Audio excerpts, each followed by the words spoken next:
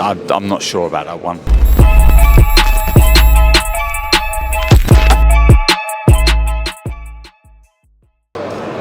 Ready to go?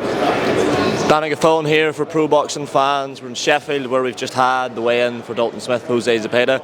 Pleasure to be joined by Darren Barker. Darren, first time speaking to you this week. What a fight, what a step up for Dalton Smith. On paper, this is leagues clear of where he's been. Are you confident he gets the job done on Saturday? Yeah, there's an element of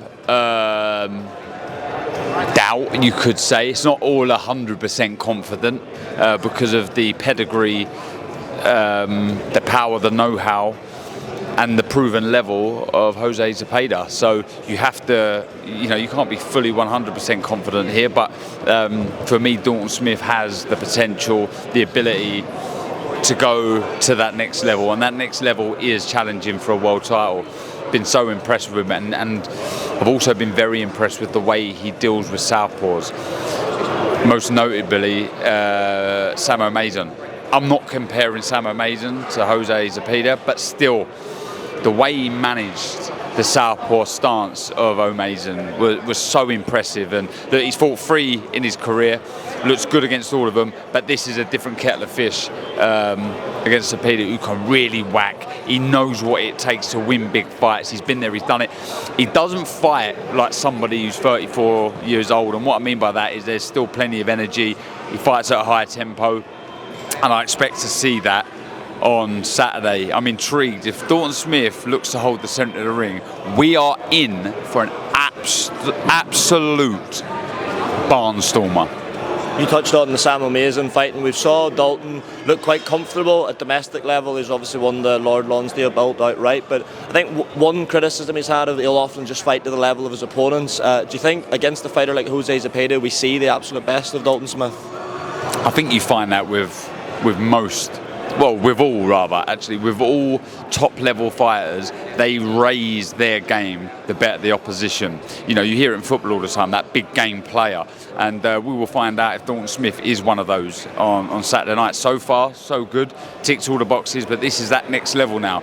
Can he take that next step and beat a guy that's challenged for world titles and then move on to challenge him for a title himself?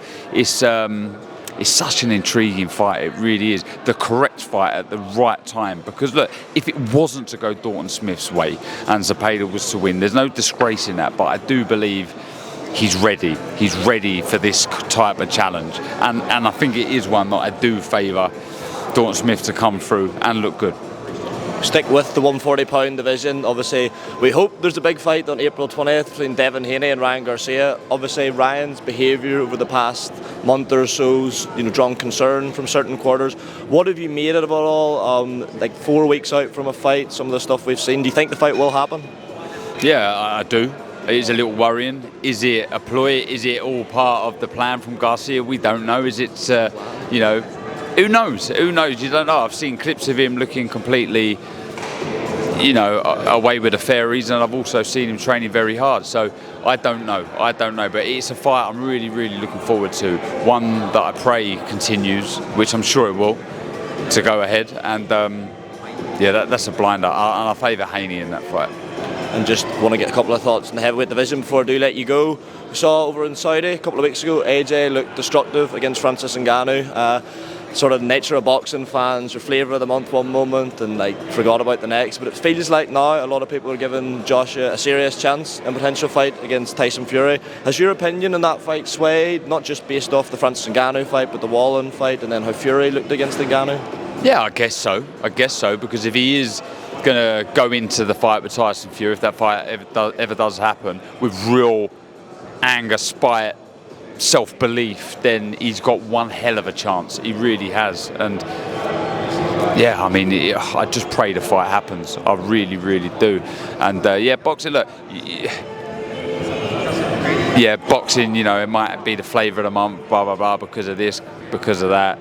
The destructive knockout of Francis Ngannou rubbished a lot of people's opinion that Ngannou could win the fight. When you look at it, it's a mismatch. But you've got to remember, boxing's always stood the test of time. It's not perfect.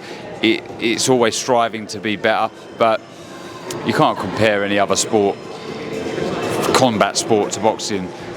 At the minute, I'm not saying that UFC and MMA won't be there in years to come, but boxing always has been there, and I think it deserves respect. It's not perfect, but it's striving to be. But do you know what? Even on that, why are we comparing the sports anyway? Why don't we just celebrate them all? They're all good in their own right, and yeah. And just on Francis Ngannou, I don't know if you saw, he had some interesting excuses over the last couple of days for, well, I say excuses, he said he felt like there was tricks played on him by her early. He was told that they get to the arena before Joshua. From your experience as a fighter, if you're there waiting about at the arena for like 2-3 hours before a fight, can that sort of tire you out, or do you think it's wishful thinking from Francis? Nah, you take your defeat and move on. I think that he got knocked spark out. I love Francis Ngannou. I'm a big fan of him as a person. He's a great man. His story is remarkable, and there's going to be a film 100%.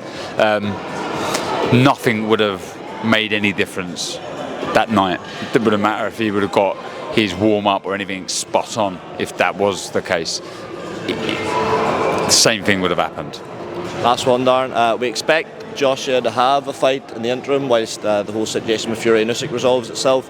A name that's back in the heavyweight picture now is Dillian Whyte. Don't know if you had a chance to see any of his comeback fight, but would that be a fight that still makes a bit of sense, an AJ White rematch? I can understand that it may build a bit of noise, it may generate a bit of interest, but I'm not sure about that one. What's the point? I know you'd want to stay busy, you want to keep your eye in, and you do that by getting under those bright lights and performing, but I don't know. I think maybe that ship sailed, in my opinion. Well, Darren, I'll let you go. Taking up plenty of your time. Thanks for speaking to us. All the best. Cheers, Darren. Appreciate it, mate.